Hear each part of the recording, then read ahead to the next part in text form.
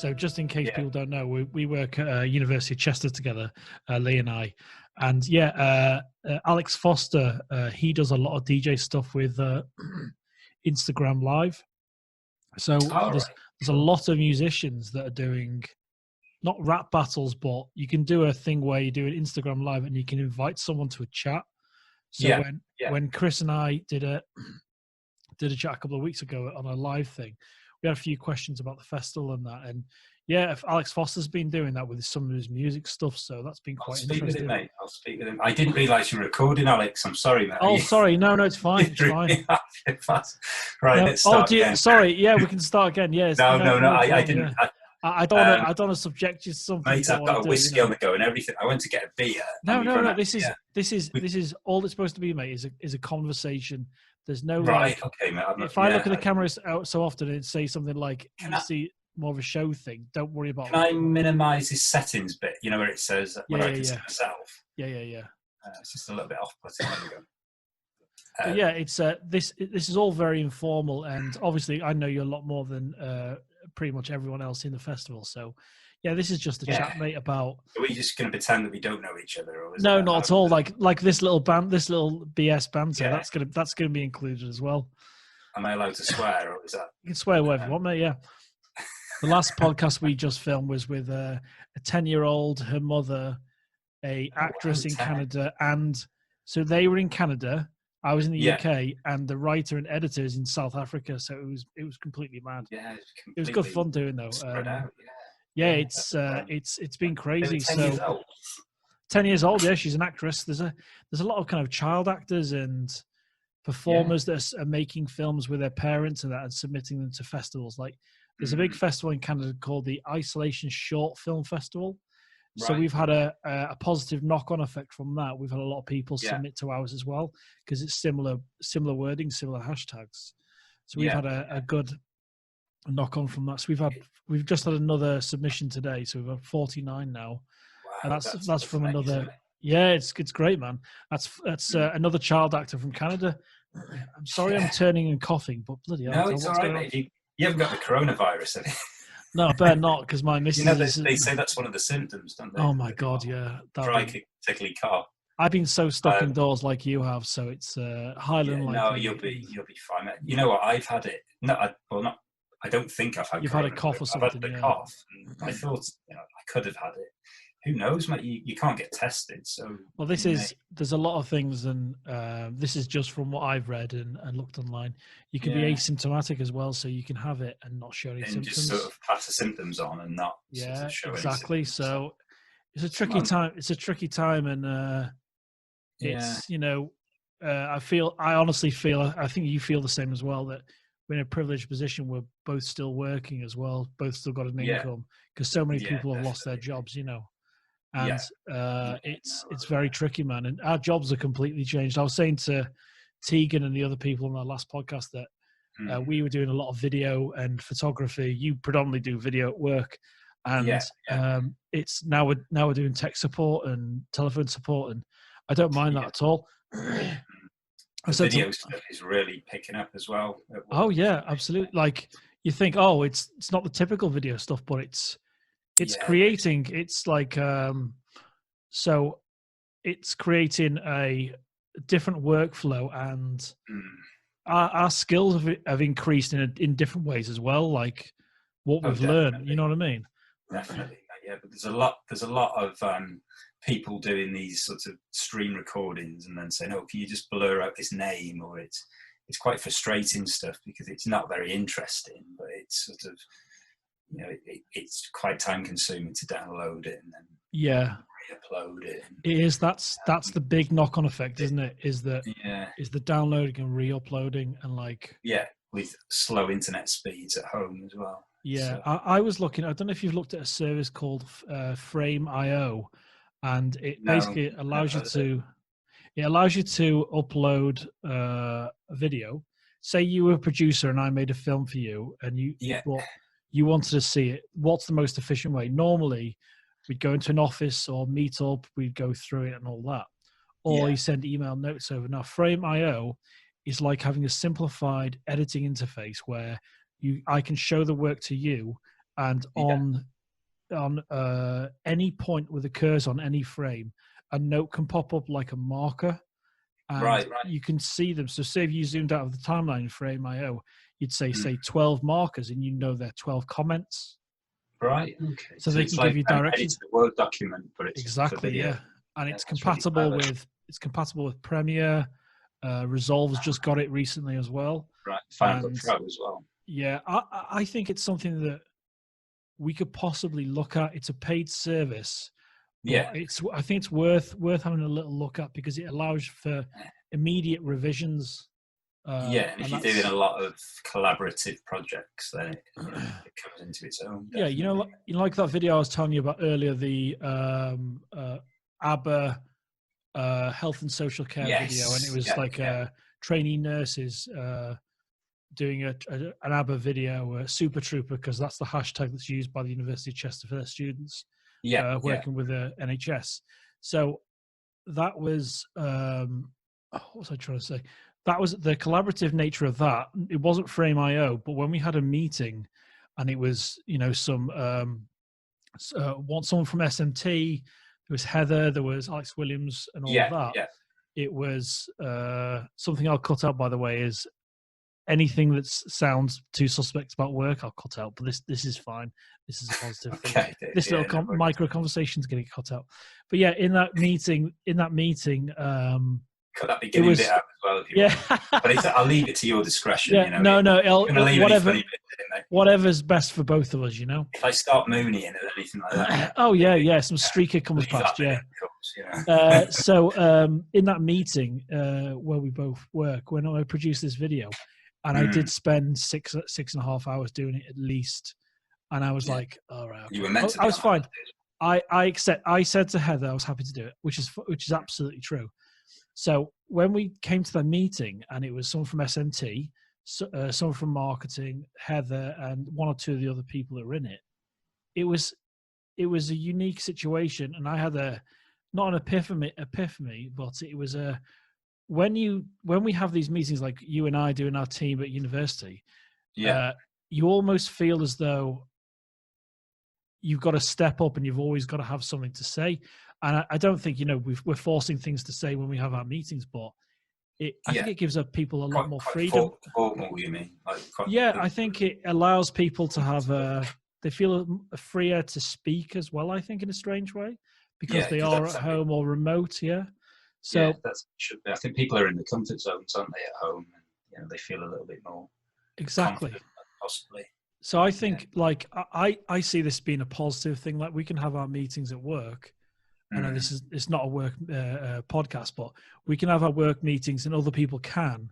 And I think it works just as well, if not better, in certain circumstances. Like if someone's in another campus or whatever, or somewhere else, we can remote in. We know it works. We know it works 100%. Yeah. So I think there's definitely positives in the working environment, but it's difficult. It's a difficult process for anyone working at home, isn't it? Going from an office-based thing. Let's just hope that in the future that we're going to be able to work from home a little bit more, and that they've seen that we can do it. Absolutely, so, it's good. It cuts down on travel costs and pollution and time. I think it's quite a good thing. I mean, you can't do it all the time, obviously, but do you know what I found? One of the could be a day a week, isn't it? Exactly. One of the nicest things I found is when I've stepped outside. And because I'm doing this as well as work, it's I don't step outside very often. I was clearing the gutters. I was clearing the gutters in the house yesterday, so it was. I actually really enjoy doing that. I know it's ridiculous, but I really enjoy doing it. Go on. It's the lack of noise. It's the lack of noise outside. Fewer cars, virtually no planes in the air. It's so nice. Very, very noticeable, Alex, isn't it? The lack of cars on the road and no planes in the sky, and even I went to the supermarket the other day. It's a treat just to go out of the car now, and I miss this. It's that every day is it in the house. It just does your head in after a while, mate. So it's nice to. It's weird, isn't it? Just get out and do something different. But I even washed my car. I did it. For mine as well. I changed the battery in it because that died on me as well. But it is nice to get out. But did your battery die because it was idle for so long? A bit of both, because of that, and I've never changed it. I mean, the car's from 2004, and the battery's never been changed, so it was well overdue. I'm surprised it's lasted this long, to be honest. But yeah. So I obviously, for anyone else watching, some of these names, they're people that Lee and I work with.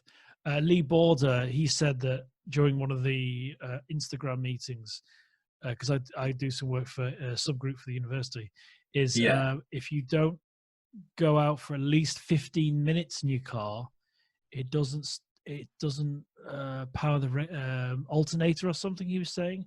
So even if you go out for a couple of minutes, it's not enough. You've got to go out for at least 15. Definitely, mate. Short journees are bad for a car, aren't they? You need to do long runs, motorway runs, ideally. But I mean, that's what I mean. I went to, I think I went to Morrison's in Wrexham. It was just that little bit further, but just the car. Spoil yourself. I've got to push the boat out, mate. You know, next week it's Aldi. Back to wear your finery, wear your finery, Lee. Your top hat and that, and go into Aldi. What I want to ask you, I've never really asked you this before, is because these are it's all relatively simple and all friendly and all that. And is when did you first start doing making videos, and was it something that's always been of interest to you?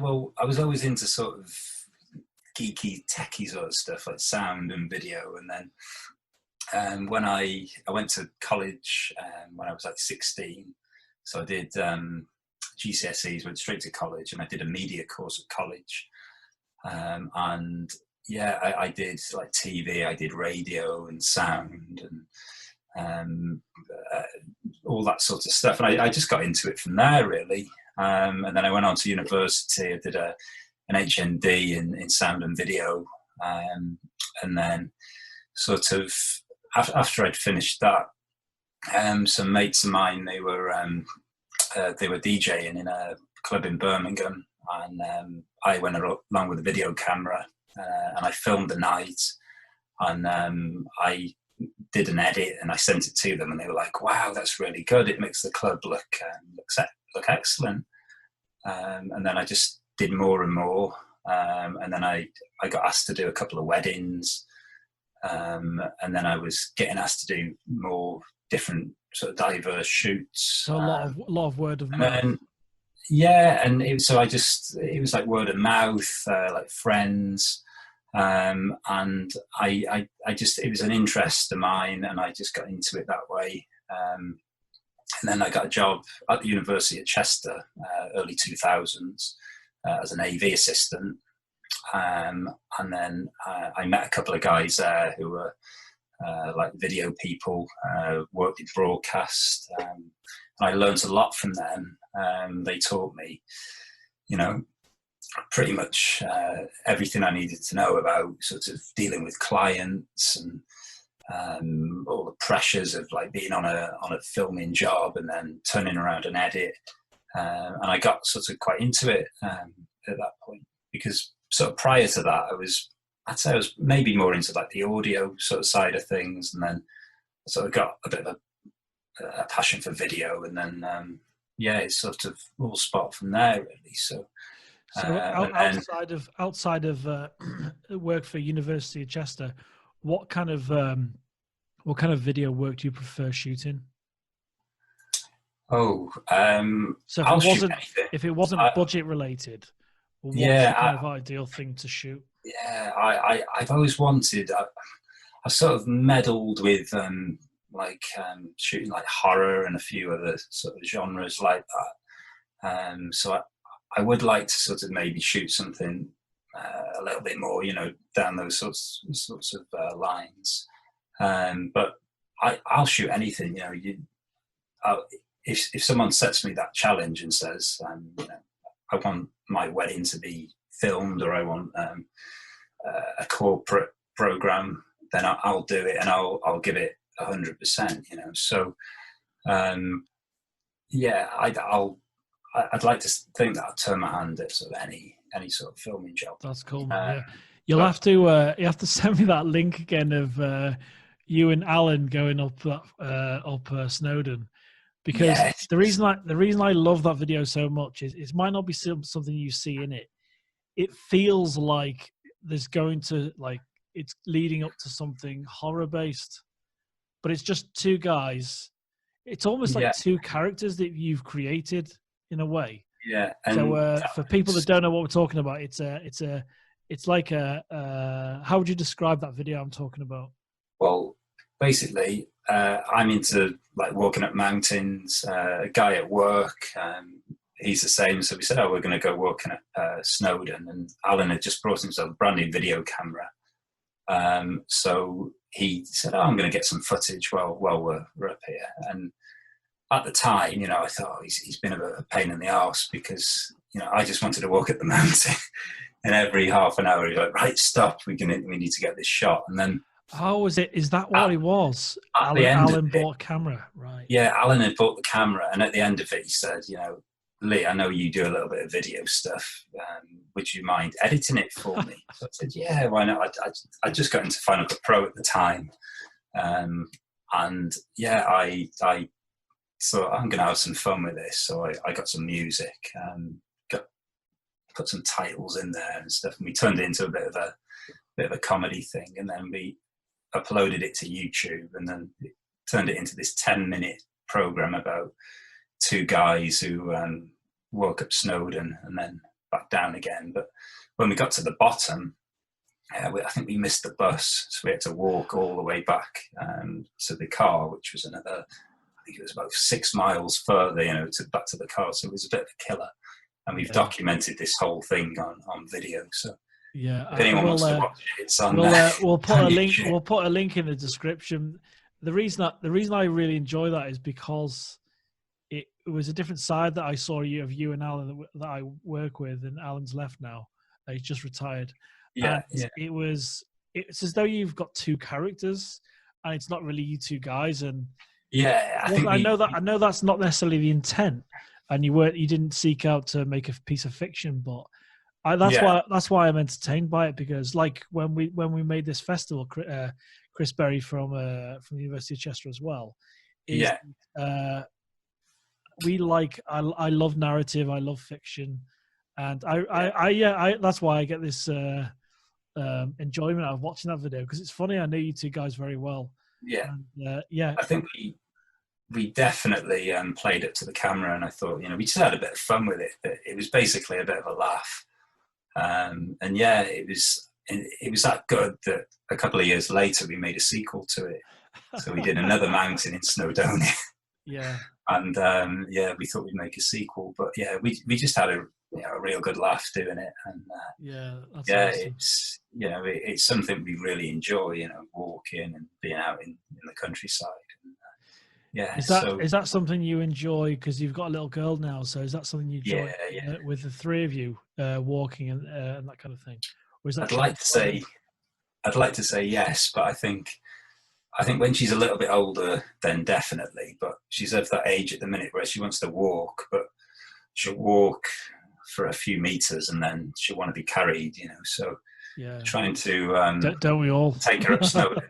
Not only would it be dangerous, but I think it would take me about 2 days, to get to the top. Oh my God, so maybe in the future you can get carriers and stuff, but we thought it might be a little bit dangerous, trying to take a baby up a mountain. It's quite rocky and unstable in a carrier. Or possibly on the train or something. You go. Maybe on the train, definitely. But it's so expensive, that train, isn't it? So maybe after the lockdown, we'll do. So what I wanted to I know I've mentioned this before, that I wanted to bring it up. You've recently passed your PFCO, and that's the UK equivalent of basically you're a pilot now with your drone. So it's like a commercial operations license. So I'm now a certified drone pilot, and it was a 2-day course I did, or a 3-day course actually that I did. And you do like a theory test and a practical. It's a bit like a driving test in that respect. but I'm now certified to fly drones, so I can not only fly drones for recreational use, but I can do commercial jobs. So I can charge people for the footage. And I suppose that there's a whole raft of jobs that I could do from weddings. Yeah, it gives you a lot more freedom how you can shoot and where you can shoot. That's right, isn't it? Definitely, and I've only recently got my drone. Actually, it's this. Oh, nice. What have you got? I don't know if you can see there, but it's a Mavic 2, which is it's been out for a couple of years now. So I bought this just before the lockdown. Sweet.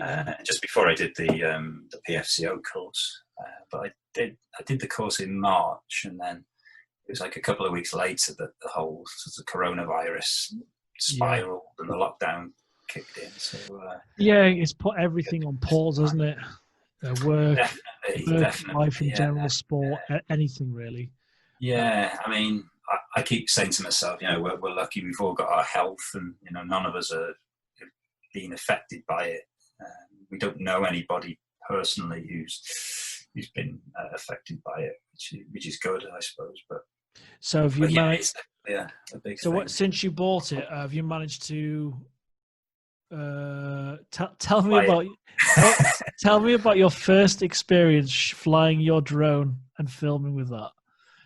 The first time I took it out, I was terrified. I thought I was going to crash it.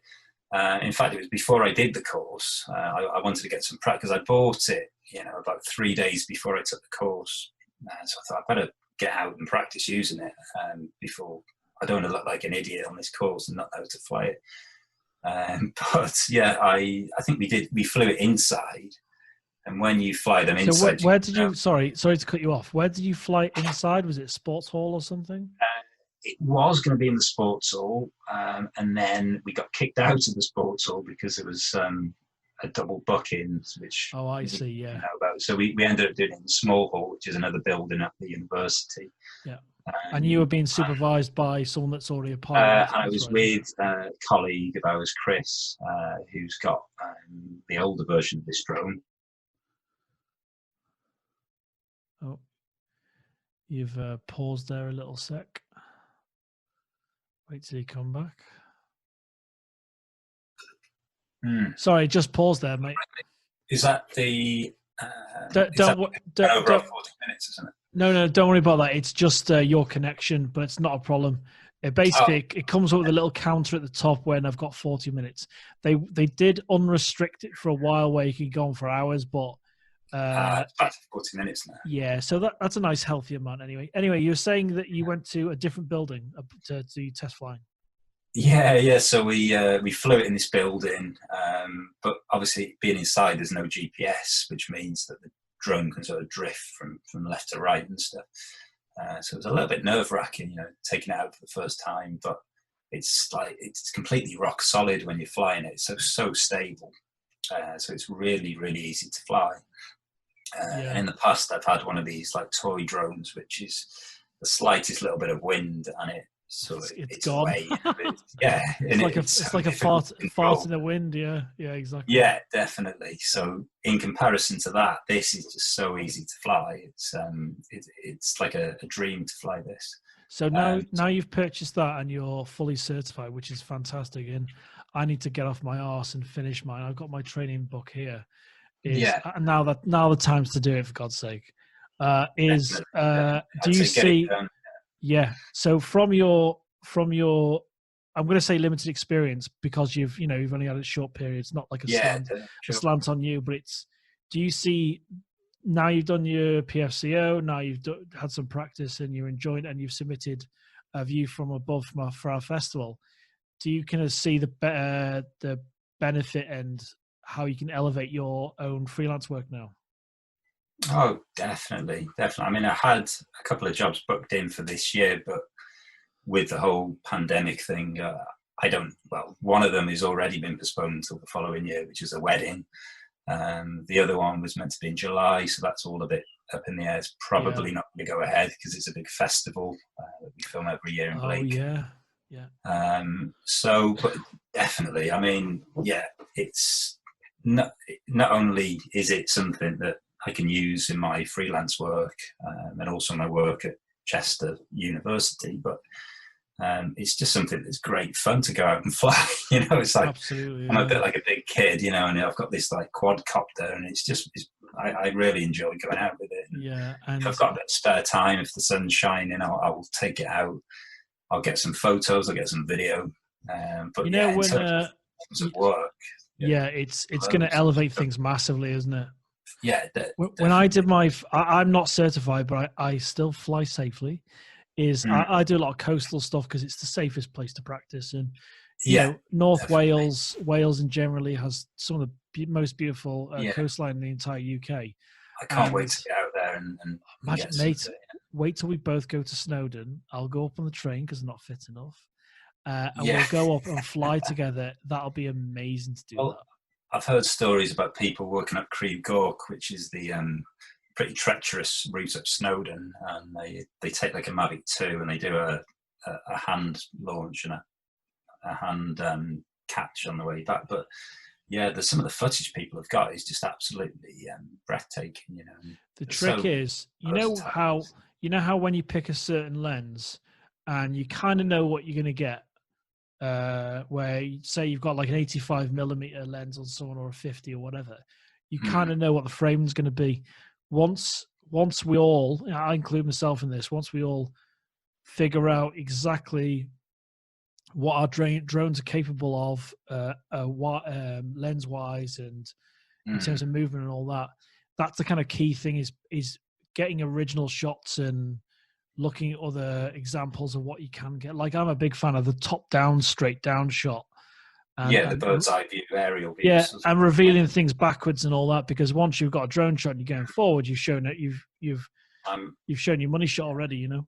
I'm trying to master the sort of controlling the gimbal and controlling the drone at the same time to get these nice reveal shots. Yeah, I think some of those. The gimbal sort of rotates. Yeah, exactly. Yeah, like the little roller control for my, when you move the camera up and down. It's really tricky on mine. It's really tricky because it's a tiny controller. Yeah, and just trying to get used to the sticks. If you want to go straight up with the drone, and it's trying to handle it so it doesn't veer off one way or the other. So it's all down to practice, man. And that's what I'm trying to do at the moment when I get a bit of time. So the film that you shot for the festival, A View from Above, you took off from the back of your garden, didn't you, for that? I did, yeah. So I made sure I was adhering to all the rules. I wasn't within 30 meters of anyone beyond my control. I got permission off the neighbours, so I stuck to the rules completely. But I took off from the back of my garden, and then I went 50 meters. Got some beautiful shots in there, mate. And I've got to say, your exposure. Did you have NDs at all? I did, yes. I bought the Polar Pro. Oh, excellent. So, which set did you buy? So it was I think the 4s, the 8s, and the 16s. I'm pretty sure. I think that's the same as mine, or something similar to mine. Bright weather, I use the 16s, and it just gives you that control over your shutter speed, and it's got a variable aperture as well on the Mavic 2, so you can sort of knock it all the way down to f11 or f12 if you want to, but apparently you lose sharpness at that. I see. So okay. They recommend about f2.8 to f4. So the NDs just give you that sort of control, so you can get the nice. The reason I mentioned that is because I think your exposure is really lovely on the film, and we'll show one or two photos of it now. We won't show the whole film, so they'll pop up as we speak when I do the edit. And one of the things I wanted to kind of highlight was that tree that features. It's not a spoiler because your film's more of a mood piece more than a story or something. Yeah, definitely. I think if we show that now, I don't think it's a spoiler. So if people don't look at that now, it's this beautiful, almost like fantasy movie tree. You know what I mean? The way I described it to someone else was it's the tree from Game of Thrones that's white, that has the face that kind of drips blood. So I love that. I think that was really important in your film because because you are restrained in a lot of ways. Obviously, you know, you adhere to the rules and all that. Yeah, and there's only so much you can shoot within a given distance. Obviously, being safe and and keeping the drone within line of sight and exactly, that, yeah. And you learn all that on your PFCO course. And sure. is what move did you do? Was it a pre-programmed mode around the tree because you got this really nice turn in it? So I use one of the intelligent flight modes to do that. So there's one that's called point of interest, so you can actually fly over the object, or you can use a new feature which they've got now where you can actually put your finger on the object on your smart device, you know, that you want it to fly around, and you tap it with your finger, and then the drone actually does a complete 360 around the object. So I used that intelligent flight mode for, so it did that perfect circle around the tree. And then you can also make it sort of pull further back and also go higher as well as it's flying around the tree. What's that one called? It's all good practice mode. It's so it does like a spiral and it sort of corkscrews up, but this is stuff that can be sort of applied to any number of like just imagine a bride and groom. Imagine a bride and groom, and you obviously prepped and you do it safely and all that. I just wanted to spiral around a couple, like obviously safely and far away, but yeah, sure. I wanted to give a bit of background. So the reason that I got these shots, I obviously wanted to make the film for yourself, but there was also I also do some sort of film stuff for the local community. So we've got like a community group in Trident in the village where I live, and I wanted to sort of cheer people up a little bit, because we're in this pandemic and there's a lot of negativity around at the moment. So I thought I'm going to post this video of Trident, because a lot of people here have never seen Trident from that angle before, yeah, exactly. So I put together a little 1 minute video with just some shots, and I also took some photos. That's a lovely idea, man. It was just I thought, I've got this new drone. I'm going to put some stuff out there on this Facebook channel for people to see. So I got a lot of good feedback from people. Yeah, it was nice to see something a little bit positive, in this. That was pretty much the main reason that Chris and I started the festival, was because we wanted people to have somewhere to focus their kind of energies, positive or bad. And then we've had some really nice positive comments, and people are kind of finding new skills they never really had. Like we've had writers that write TV shows. We've had actors that have never directed anything. So we've had a real mix of films, animations. We like the podcast we just told you about, where an actress that's 10 years old, she had a dream. Her idea was in a dream, and then she told her mum, and then her mum found she knew this writer, and then the writer in South Africa wrote the film and offered to edit it. That's amazing, isn't it? So that's it. That was exactly it. And that's it's a positive buzz. You can have it. There is definitely positivity to come out of this situation, and there's so much talent out there. There's a lot of people, huge untapped talent as well. I think a lot of people are quite busy, aren't they, in their day-to-day lives? And if one thing this pandemic has made us do is, it's given us more time, isn't it? When we're not busy working, that is, we've got more time on our hands. Exactly. To be creative and to come up with new ideas, and so it's definitely got some positives. We've got to see the positives in it, because otherwise you'd spiral in a very negative way. Definitely.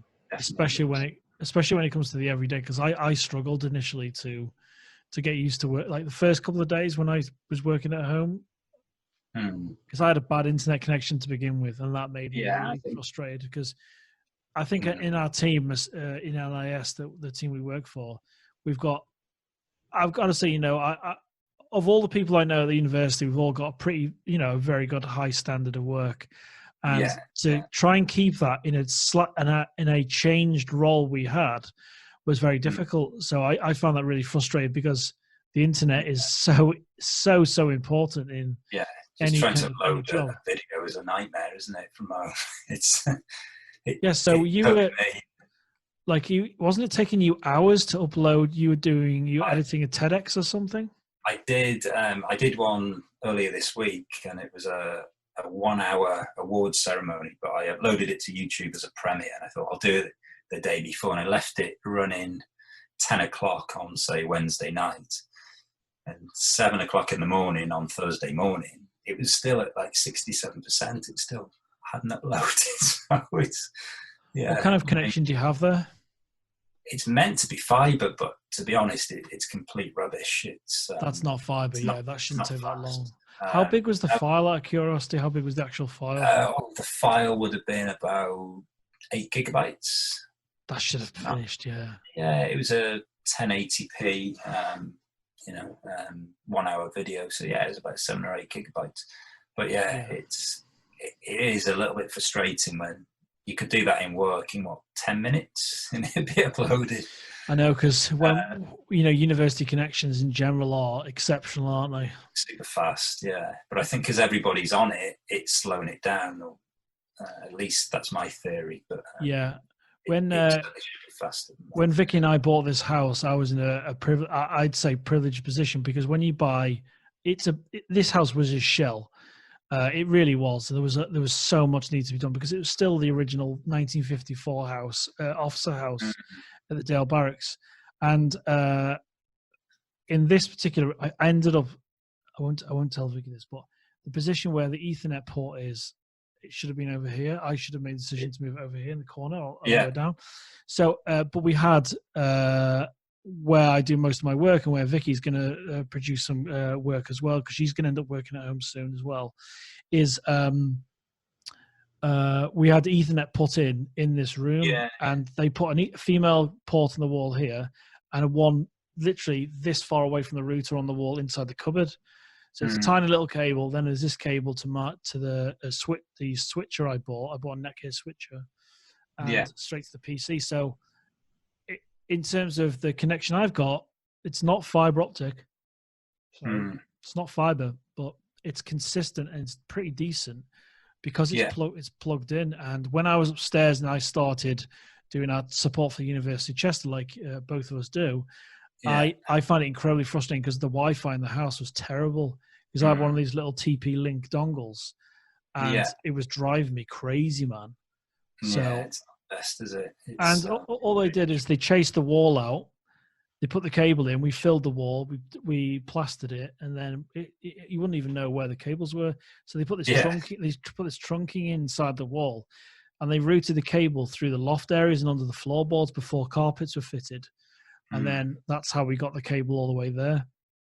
Yeah. So I think if you're struggling with internet, generally, then you're in a tough position, because I can't imagine, I had a chat with one of our colleagues before, and it was like, 10 years ago, you probably wouldn't have been able to do this the same as no chance. People with slow internet, dial up or whatever, it just wouldn't have happened, would it? But Teams and Zoom and Skype and stuff, it's just it's so much easier, isn't it? But it would have been a completely different scenario, wouldn't it?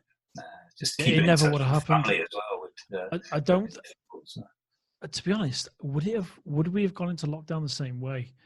We possibly not. That's a really good question. 10 years ago, what would have, or 20 years ago, maybe 10 years might have been okay, but 20 years ago, it'd be such a difficult thing to achieve, to teach, to learn, to do any kind of work, and have no real internet connection. No chance at all. Like entertainment as well, like people that aren't working but are at home and safe and all with family. Hey, there's entertainment left, right, and center on the internet now. Well, that's it. You can't get away from it. But that's why I need a giant Blu-ray collection, or like if my internet goes down, I'll just disappear over to my mum and dad's house and go and get my Blu-ray collection, which is over there. You know what I mean? Oh, excellent. So I just wanted to tell you that we really appreciate you submitting a film, Lee, because I was kind of pressing you a little bit to submit something, but I think you've come up with something really nice, and no one else in all the 49, let me check, 49 submissions, you're the only one to have an aerial film. There's an animated thing with ducks that looks like a painting. Yeah. Oh, but, yeah, I've shown it to a couple of people now. We've had some beautiful films and really well written. And, you know, I can't wait to see them. It sounds really, really interesting. Yeah. So I don't think I've told you this, that we've got two artists. One's called Tamsin, and they're both from Cornwall. I think it's James and Tamsin. And they're designing posters for every single film. Now, I know that's a lot of work, and I've tried to alleviate any pressure in time, saying if you can finish them, then great, but you can take 6 months doing them. That's not a problem. So we've got another designer who's putting a festival poster together of all the films, and what they're doing is they're taking an element from every film and putting it on the poster. So it'd be like a Where's Wally? Yeah, it's a lot of work. Exactly, yes. So we're going to send those out. So you're going to get a copy of a one sheet of your film poster and a one sheet of the festival. So it'd be like a nice little keepsake and a little thank you to everyone that submitted, you know. Definitely. No, I think it's a fantastic thing that you're doing, Alex, with this film festival, man. It's keeping me sane, man. It's keeping you sane. It's keeping you busy. That's one thing. Oh my God, the amount of editing I've got to do. Because what I do, just in case you're curious, what I do with this Zoom call is, obviously you can't see that it switches, but Zoom does intelligent switching on the dominant voice. Yes. So if you're saying something and I laugh loudly, it'll switch to me for a couple of seconds. Right. So I actually replace all my shots with my Blackmagic camera, and that's what I do. So it is a fair bit of work, but I quite enjoy it because I'm meeting some great people, and obviously I speak to you every week, but you know, it's always good to speak to you, and I've quite enjoyed doing this process, and I've met some really, really interesting people, and networking wise, you meet people from all over. You know, have you got to edit this down now to like 20 minutes? Or? Oh no, there's none of that, mate. The way I do it is, Francesca McQuillan, you know, Matt's daughter. Yes. She created an animation, and that was 6 minutes, that podcast. Yeah. And I did one the other day. There was almost 2 hours, and that was with a filmmaker in Canada, because he loved horror, I love horror, and we were just talking, you know what I mean? Like me and you, with like two fellas talking about tech or geek stuff, or whatever. Yeah. And it was only because the limitation of my 250 gig SSD is the only reason I stopped. You ran out of space. Yeah, but now that Zoom have dropped their generosity, you've only got 40 minutes before you have to kind of stop, because it stops the recording as well. So I need the Zoom. What happens is, have you done a Zoom call before? We did a quiz with Alan Smith on Saturday. Awesome. They didn't kick us off. We were on for ages. Like, we were on for about 2 hours. Maybe it's because I've scheduled so many. Maybe it's that. Yeah, because we're doing at least 5 podcasts a week, and I've run out of storage space. Yeah, it's a lot of storage. It's a lot of extra work. Yeah. So we're releasing episodes once a week. But we might release them 2 a week. I don't know yet, because we've got. I think you're the 20th person to be on the podcast. I'd love to have every single filmmaker on, which would be a nice kind of record to go along with their film, you know. Yeah. But obviously that's difficult, and people will be less free when the lockdown ends. So I'll hopefully schedule those in at weekends. Try and get them in now. Yeah. Well, exactly. Yeah. Scheduling's interesting, especially when you're dealing with Australia or whatever. So they're 10 hours ahead. So it is, almost 12 hours ahead, isn't it? So a few days ago, I spoke to a filmmaker called Mitchell. He's only 18, and his film's super mature, and it's like an Australian drama. It's for three points of view about this girl they all knew in different ways. One's a sister, one's a brother, one's a boyfriend, and one's a other boyfriend of this girl. And it's such a mature film for an 18-year-old. And I was like super. He did such a good job. So I thought, right, 10 hours ahead. What time do I set that?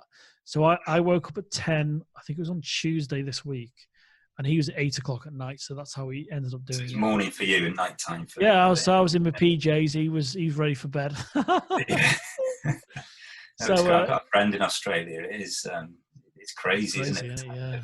But, so other side of the world. I've bought more gear over the last 7 weeks than I've bought in a year. It's been Amazon are rubbing their hands together, aren't they, since this lockdown? Microphones, wipes. Because the high street's practically closed down, isn't it? So they've got no competition now. It's like their share price must be crazy.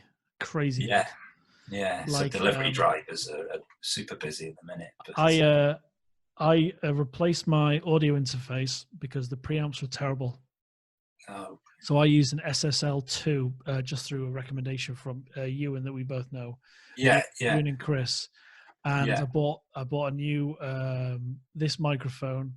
I bought the arm for the microphone. It's very professional looking. And then it's this light box, mate. It's ridiculous. It's ridiculous. It's 47 inches across, this light box.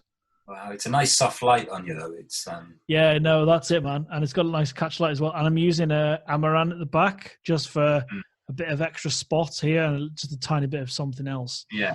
And I bought you might be interested, but obviously we all go, like, for other professionals watching as well, we all buy gear at different spots when we need it, when it's broken, or something that leads our interest, like video wise, when we're interested in image, right, what's the best lens we can get for our budget? What's the best camera?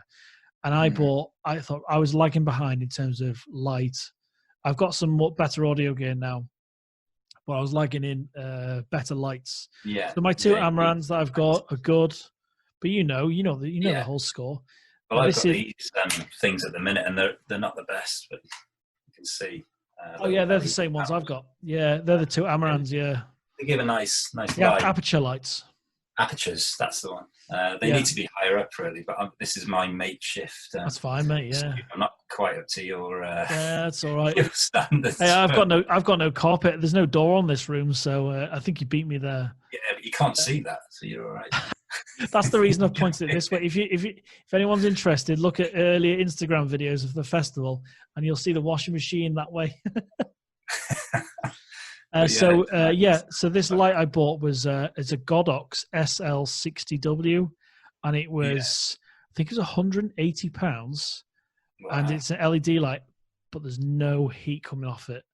I brought my Arri lights from my folks' house I've had for years there, and the light stands are excellent. But the halogens are there. Holy shit, they're hot. I set one up in here. They're crazy, aren't they? I put gel on it. And it was, you have to wear gloves for Arri lights. Arri lights are the cinema standard in terms of some of the other panels. But it was horrible, mate. It was like a sweatshop in here. You think how inefficient they are. They're kicking off so much heat. You could heat a house with them. They're crazy. I mean, I don't know if you remember the redheads as well. They were like that. They were like that. Inefficient. I mean, they were bright. Exactly, yeah. Bright. So I bought this Godox light, and it was budget, but it's really good. And before the softbox arrived, and I thought, do I go with the 55-inch softbox? So it's a softbox with two diffusers in, and then this kind of vignette that's on the wall. Yeah, that's not created by this Amaran. This is created by this, because it's got this honeycomb pattern you put on, this Velcro. Yes, yeah. And you know the way it works with the way it guides the light. Yeah. And it kills off the light, so there's no kind of doesn't look like a big star shadow. Light. Yeah. Exactly. So I put that in, and it fucking dwarfs the corner of the room. It's ridiculous. But before this arrived, this light box, I just bounced it off the ceiling, the light, and I turned it down to like 20%, and it gives a really nice light. Really, really chuffed with it. No, it and does. This is if you ever get one, get it with this. Right. A little remote controller. Yeah, so you don't have to go to the back of the light. So this light's in the corner of the room as far as possible. Yeah, you can change your temperature on this. You can change your percentage. I think you've highlighted how important lighting is, with film and video, because it just makes such a difference, doesn't it? Huge. And I was speaking to Tegan and I think it's Lauren and Neil and Jen, and on this last podcast for a film called Dark Closet, and they were just, obviously the rules are you've got to, everything in your house, you can buy new gear if you want to, but you can use available light or your own phone or camera or whatever, and within your own grounds safely. And that was the rules. They were the rules for you. Exactly, yeah. So they were talking about, I asked them, how did you light certain situations and all that? And they were just using available lighting. They were talking about their makeshift rigs. And, sometimes you get some fantastic results when you got to really think how you're going to achieve a certain setup. You get super creative, don't you? When you're kind of forced to sometimes. So you can use what you've got available to you, so desk lamps or... Exactly, yeah. Light fittings in the house. So before I bought this new light, I had my grandfather's architect light, his angle poise from I think that's from 1950, this angle poise, right? It needs proper rewiring. It's rewired, but you can get angle poise rewiring where it looks better and they repaint it and all that. In Toy Story 2 where Woody gets fixed, that's what this lamp's going to get at some point. It's not cheap to do, but I'm going to get it done. Yeah. So what I was doing is I had it here, just off desk here. Yeah. I was pointing it myself, and I had natural light. I had light leak everywhere. So this is the darkest point of the day, obviously, because it's evening. And I was thinking, right, where my light sources come from? Because I've got two monitors here. The one I'm looking at you on, then the big one, and then others and all that. So I had my angle poise. And the only thing I had to do to make the shot look pretty decent, so if you go back about 4 episodes, you'll see the light's completely different, was white balance it to the main light that was hitting my face. Yeah. And once I did that with my X-Rite card, I don't know where it is. It was great because the camera massive, mate. You know the deal. When your white balance is wrong, it's like, oh no, got to change that now in post. Well, these are all set to daylight white balance, 5600, but it's a nice light off them, but I think they're a little bit harsh. My face this is 5600, and doesn't matter what time of day, I don't need to change this light. I haven't white balanced this camera since I bought this light. So when you've got consistent lighting where it's not going to change. Huge, and it's you got to invest in the right gear. You can't just buy the best camera, because if you've got the best camera and you don't light it or have the decent sound, then the product's going to be terrible, isn't it? I think so. As you say, sound as well. A lot of amateurs, they overlook sound, don't they? And they might have fantastic pictures but really crappy sound. So I mean, you've got quite a good microphone now which you're speaking into. So I mean, it makes a difference. It makes such a difference. Yeah, definitely. And that's something I kind of, you're right. A lot of people just almost think, I can fix it later. I can sort it later. It'll sound all right, but no. And there is a big difference, and that sort of separates the pros from the amateurs. I'd say so. It's not necessarily having the gear; it's the application of it and the understanding and appreciation, and you try and push yourself as far as you can on all avenues of your video production. Yeah. You don't know all the gear, no idea, do you? That's all the gear and no idea. I like that. That should be a T-shirt. That's a T-shirt. That. Yeah, definitely. So I think you did the wise thing, purchasing and doing your PFCO, because I think you elevate when you get the chance after lockdown, you'll really elevate your work and your standard and everything. And and based on your film, Lee, I think you've started off very well, mate. Yeah, no, we'll definitely get out. The two of us will go to Snowdonia around North Wales. Yeah. See if I can survive that. And we'll we'll get some shots. Definitely. I'm looking forward to it. It's good fun as well, isn't it? When you what was that like? I'll love you and leave you in a few minutes because I want to kind of keep you all night. But what was it like when you got your first shot you're really proud of? It's a pretty nice feeling, isn't it? It is. I mean, to be honest, the drone is so steady and it's got a stabilized camera on it. So I'd like to say that it's really difficult to get a good shot, but it isn't. Because you can fly that drone in winds, 30 mile an hour, 40 mile an hour winds, and it's still as solid as a rock. It's so easy to fly. Compare that to drones from a few years ago, where you couldn't fly it in high winds. It was, it'd be all over the place. And so, yeah, I was really chuffed. I saw these shots. I thought, oh, they look fantastic. But I've also learned, what not to do as well, when it can go wrong. Like, you can't fly into the sun because that makes the collision sensors kick in. And, I've learned so much, during this lockdown period, just from going out and sort of experimenting and trying different things. Yeah. But yeah, it's a nice feeling to actually bring the footage back, look at it and think, wow, that looks absolutely fantastic. Even when you put stock color on it and you don't do the D flat or whatever. Yeah. So that's what I didn't mention, because I shot the whole thing in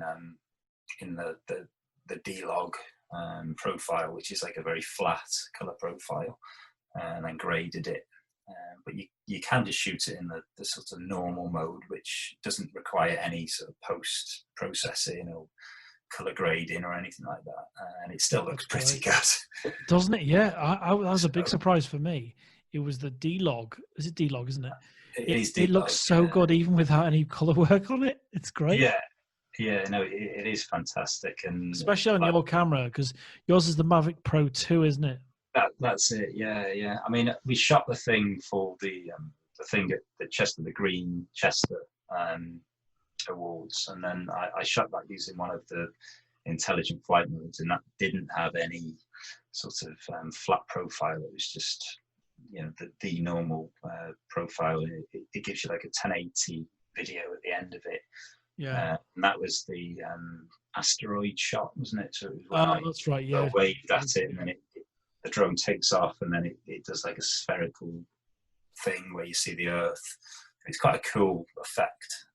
But that's a complete automated process. You press a button on the drone, and it does everything for you. It stitches all the pictures together, and then you just upload it to Facebook or whatever. And it's pretty sweet, that, isn't it?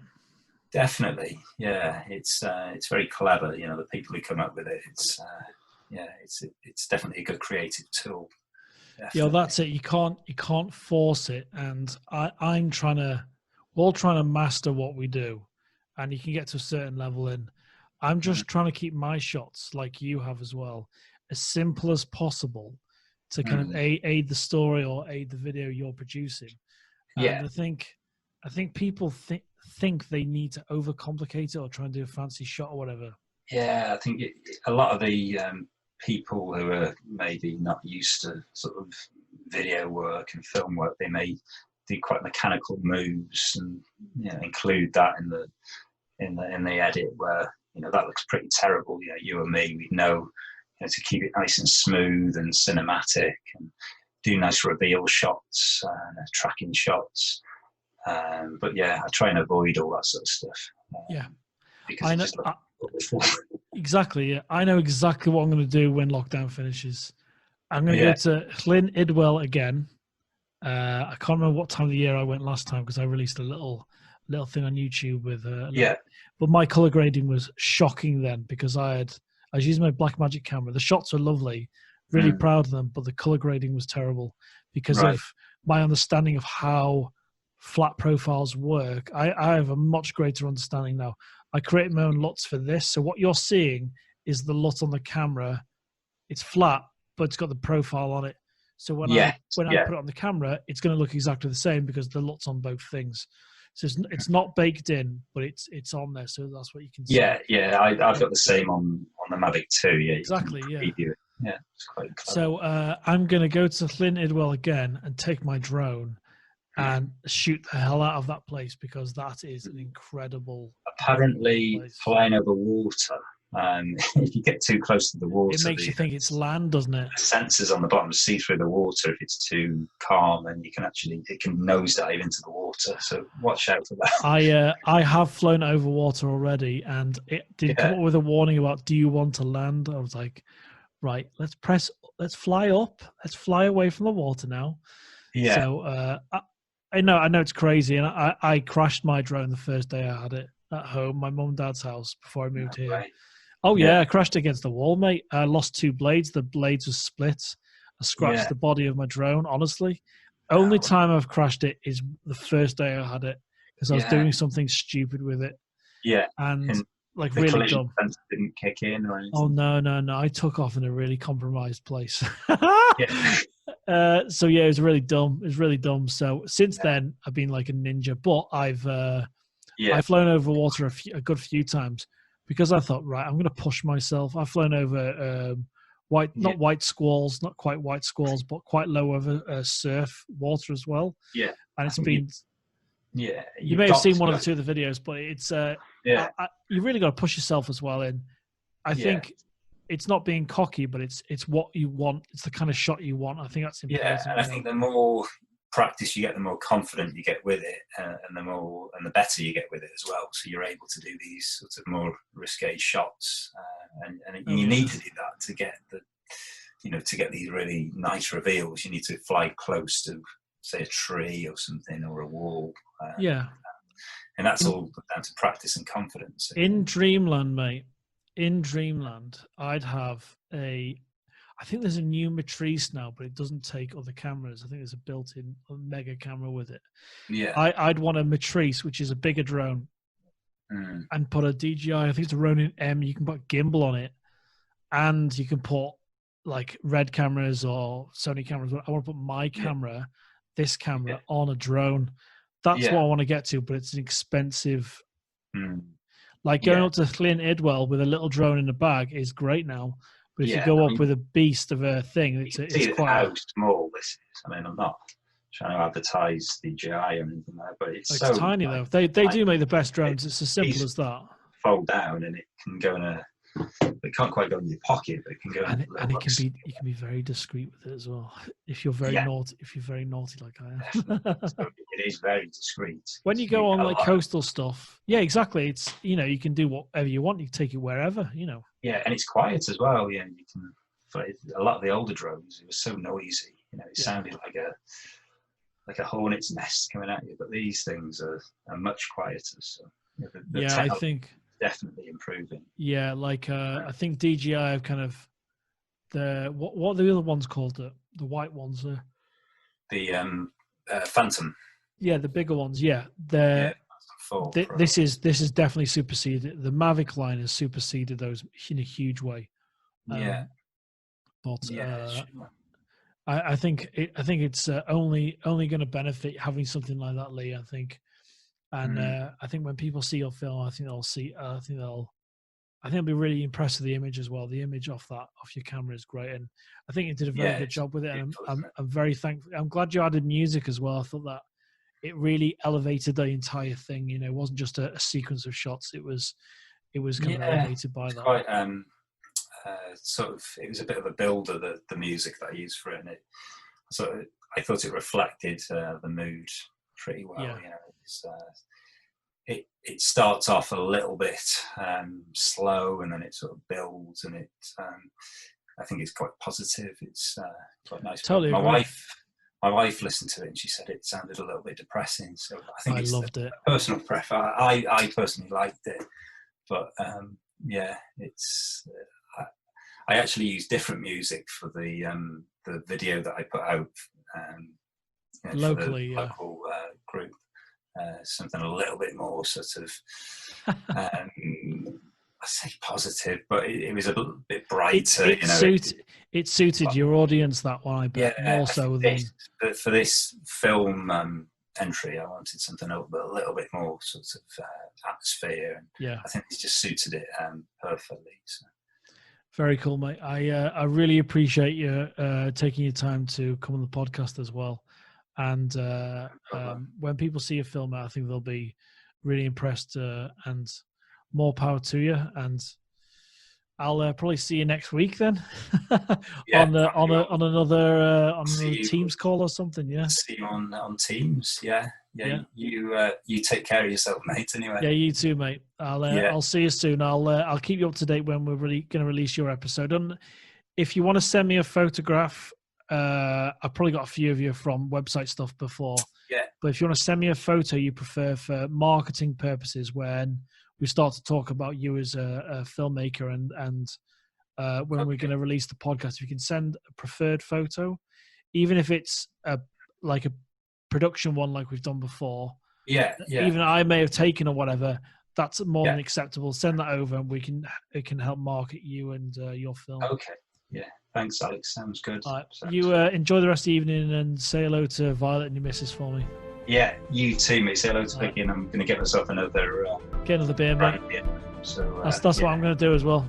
Have a nice night, anyway. You too. See you later. Yeah. See you later, mate. Bye. Bye. Cheers.